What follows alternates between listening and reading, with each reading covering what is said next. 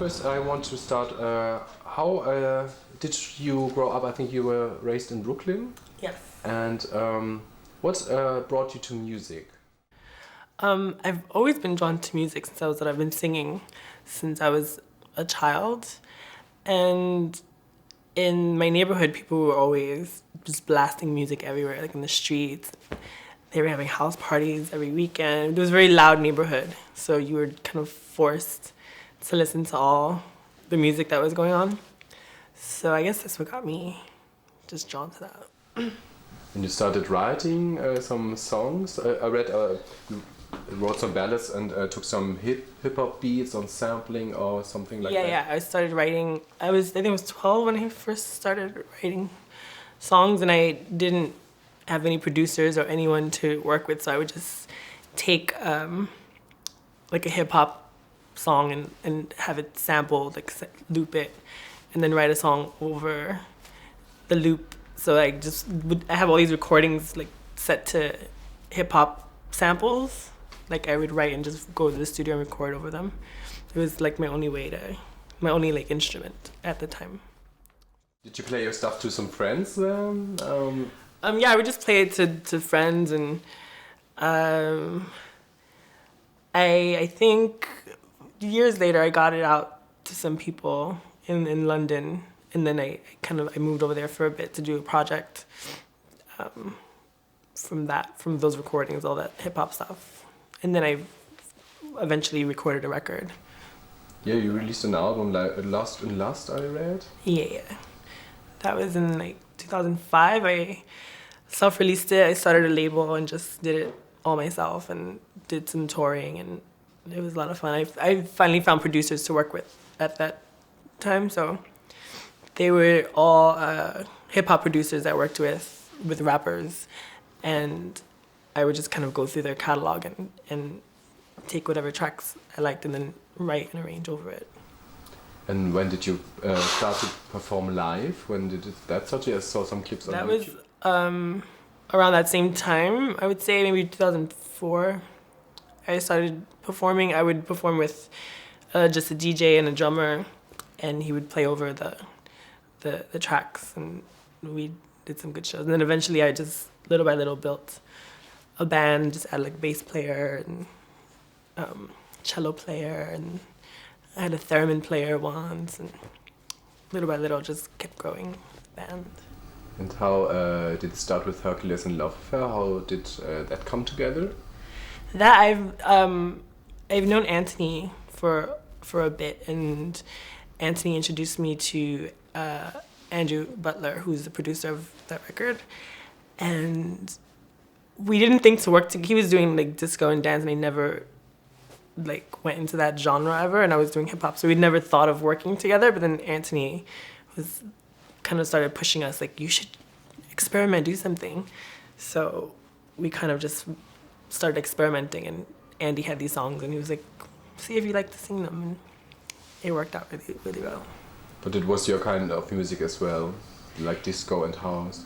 It was the first time I sang to like disco or any kind of dance music. I listened to a lot of house music growing up, just going out. But I never experimented with singing over it. So that was a first for me, and it was really natural for me. It was really exciting. And I never saw you live with the band. I was on the Melt Festival, but you went... Oh no, it got cancelled. That was so bad. Quite weird. So we were expecting standing in front of the stage, and that's not happening. That was so sad. We got there, and the band were in separate vans, and they were like 4 hours delayed. And then the schedule was like, they kicked us off. Boo. But I heard some people that have been to Hamburg when you've been there, and they said that you got a really, really wonderful stage presence. So how did that happen? Was it like, were you born to perform live perhaps, or did it grew via performing more and more? I've always wanted to perform. That's what I've always wanted to do since I was little. But that was the first time I really got to perform in that way for those many people, and that energetic of a show. It's different from when I'm performing with like my hip hop stuff that I write, it's very kind of like somber and really personal and a little dark. But this was, you know, you had to get the crowd going. It's like dance music. So I learned so much performing with Hercules and Love Affair. It was really funny. You feed off the crowd, you get all the adrenaline and the energy, and it just keeps going and going. It was really, that's what I've always wanted to do that. So I finally got to really get into like performing. So are you Latin or is it Puerto Rican or? Yeah, my family's from Puerto Rico. Uh-huh. So did you grow up as well to listen to some Latin like freestyle music, or were you too young when the first wave? Yeah, a lot of freestyle. That's all that was around when I was growing up. Everyone was just playing freestyle. Every house party was all freestyle. So it was like freestyle and then turned into like hip hop, R&B. But yeah, a lot of freestyle. I still love freestyle. Sometimes I try to play it out when I'm DJing and people get a little horrified. Oh, yeah, some people are like, what are you playing? I guess the new kids, like when you go to, they're not used to hearing freestyle, they're like, what is this music? It's weird. What are they saying? They say it's cheesy like, or? Yeah, they're like, what is this music? It's like really foreign to them or something. It's really surprising. Not a lot of people are exposed to freestyle music. I think it's still like kind of maybe a little underground or something. I don't know. It's weird. It rides like a line between being like underground and being super poppy, you know? So it's interesting.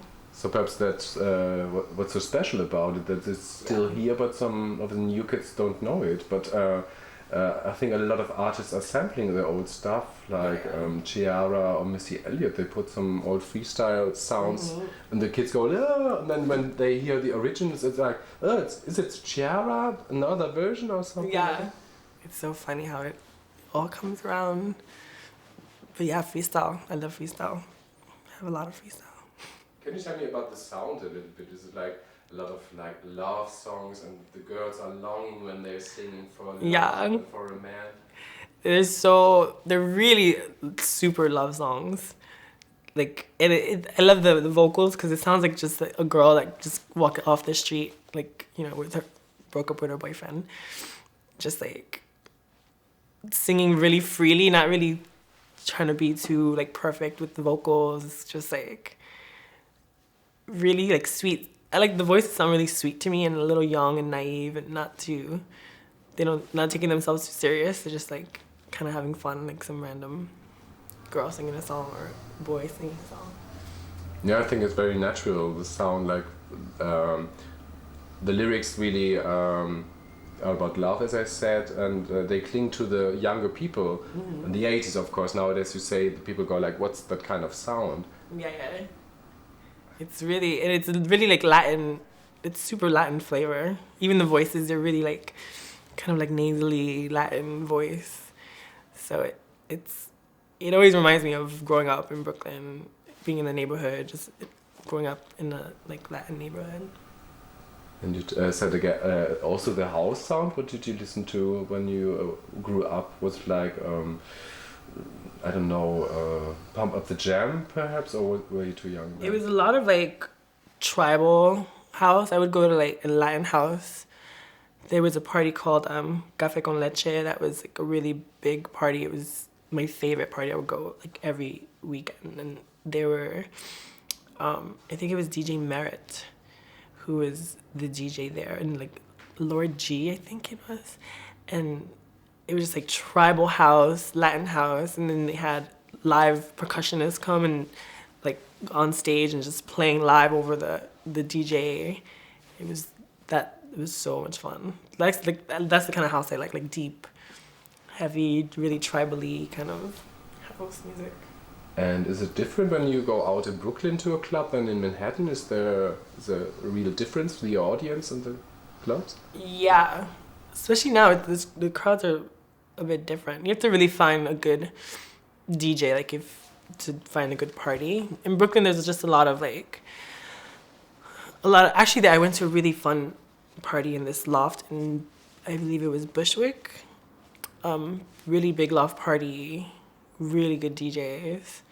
It was House of House, those DJs, they were playing, and that was really fun. That was the first time I went to like a house party in a long time in Brooklyn. I used to always go to like up in the 40s where there were like bigger spaces. Now I think spaces are much smaller, but that was a good one. Yeah, some people told during some interviews that it's quite hard to have the clubs here because there are so many restrictions. Yeah, it's tricky. And yeah, now when you go out, it's like everything. They try to make you feel like you need to spend like $1,000 to be out. You have to like, if you want to sit down, you have to like buy a bottle. If you want to get in, you have to like know somebody, or it doesn't. It used to just be really free and like people dressing up and being more. It was more artistic and more urban and more street. Like the kids were all there. Now it's like, I don't know. It's too like VIP or something, or like it's too. They depend too much on money, and like you can't even just go out and have a good time without being broke.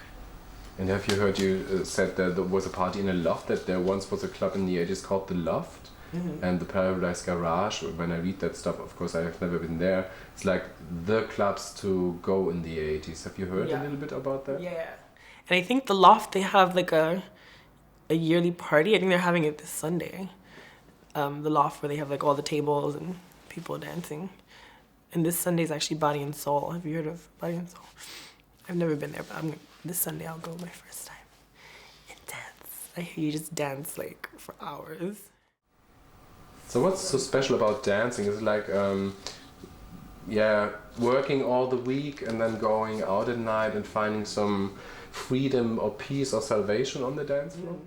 Yeah, it's like the time to kind of just celebrate and not think about all the details of life. You kind of just go, you're around people you love, and it's super sexy, and you could just be like, I don't know, be free, not think too much, just like get lost in the moment and lost in the music and lost in the sea of people, and kind of escape from, especially in New York, every day is so, everyone's just so hustling here, everyone's running around, just like, so it's the one time to just kind of like stand in one place. And how important is, for example, like the Black or the Latin or gay community for the dance music? Was there a big influence from them during the 80s as well? And yeah, for sure. Especially that party I was talking about, Café con Leche, was super mixed. That's another thing I miss about the nightlife. It used to be so mixed. There was like everyone there. There was gay, straight, like Black, white, Latin, Asian, everyone all together in one place. So you were always meeting like just beautiful, brand new people with really fresh style, and everyone's like was feeding off each other's fashion. And there was like the ballroom scene, and all the ball kids would go into the club and have their little like gangs, and kind of, it was really fun.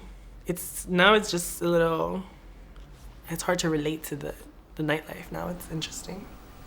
When I was at Virgin Megastore, I was looking for the movie Paris is Burning, and I found it gladly, and I bought it, of course. Have you heard about that movie and the whole voguing scene? Can you tell me a little bit about that? Yeah, that's a classic. That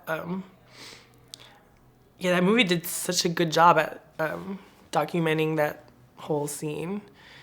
It's such a beautiful scene. It's basically another big form of freedom. You go there and you see these kids who, a lot of them are just, that's what they have, that's what they do, that's what they like kind of live for, that's their moment in time to like shine and be as like glamorous as they want, and be as like, feel like they're on top of the world, and at the same time there's a big sense of community and family, and kids are calling each other like, that's my mother, that's my daughter. It's like really super like emotional and tight, and you see it, like these kids bonding and trying to find a sense of home and relating to each other and having a family, so it's really beautiful. When you go to those things, you're just kind of overwhelmed by so much beauty there.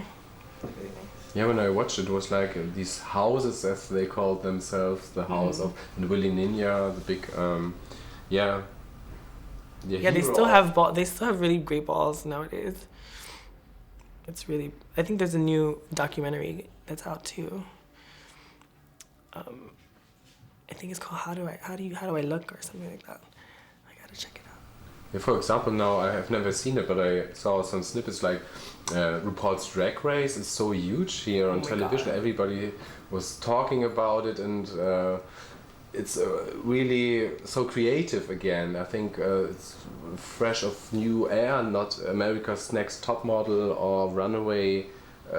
Is it, no, how is it called? Model? Project Runway. Project Runway. Yeah. So have you seen that RuPaul's Drag Race? I've seen that show. It's so good.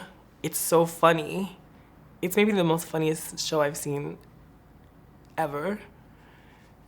It's like so like subculture coming to life, you know, like even the slang they're using, the terms, and it's so funny. It's really interesting to see that being put on television now, and like the language is getting carried on into like society. It used to be such a like underground thing to have this. There was like this second language. Like I would go hang out in these clubs, and when you're first there, you don't even know what people are saying. You're like, what language are you speaking? And then it just like rubs off on you, and you start kind of speaking this really slangy language. And now it's like on television, and people just every day are using this slang. It's so funny for me to hear. I'm like, wow, it's really come into like the popular culture. Yeah, I was seeing a snippet on YouTube, and it was like a competition, and RuPaul said, "And now lip sync for your life." It's so funny. It's so great. Yeah, I think it's a breath of fresh air, and perhaps it puts a little bit of a new spin on the 90s thing that RuPaul did there, and he was so popular. And of course, in between the years, there was not too much exposure of him, and now it's going back again. I think it's quite good, and perhaps a new climate. And was reading or hearing about this Miss America thing, like with the gay people, what the one contestant said, and Paris, what is his name? No, not Paris Hilton. This Paris with his gossip column on. Oh yeah, Paris Hilton. Yeah, Paris. Yeah. There was a lot of things going on with the gay scene. Do you think? It's so strange that still goes on. It's like whenever I hear anything like that happening, I'm like, where are we? What year is it? Like, it's so funny. Even like gays can't even get married in New York, but you can in like Ohio or something. It's so weird. And what do you think about Obama now as a president? Is it a good sign? Yeah, it's really exciting. It's really moving in a direction we definitely needed to go. We've been kind of going down the same road for such a long time. It's nice to just kind of switch, and we needed to feel brand new again, you know? And tell me a little bit about Jessica 6, because that's the new project you do. Is it like a project and you want to continue with your solo stuff, and it's a new niche for you to be in a different genre perhaps? Yeah, it's a really beautiful collaboration between myself and Morgan and Andrew, who are the keyboard player and the bassist. I love it. It's I get to write, which is what I love to do. I'm a songwriter, so it's and I love to collaborate. I love working with musicians. I love like having a band and being in a band. And sometimes like I was always doing solo work, and sometimes it just gets so like you're just in going this one direction, down this one kind of path, and there's no other voices or anything to feed off of. So it's good to like hear music coming from different people and building a song around other people. And this is like what I really love to do. So right now this is kind of like my main thing. I'm just focusing on this, and I'll always have my solo stuff, and I'm sure, once Jessica 6 reaches its a really big peak, I'll probably explore that too, but right now I love being in this band. It's my main focus. Yeah, your tour will start soon. You will go to London and then come to Hamburg too. So what kind of sound is Jessica 6? Is it, I read like Vanity 6 meets Inner City. Is it a good expression, or is it like, oh? Yeah, it's interesting. No, I liked when they said that. That was interesting.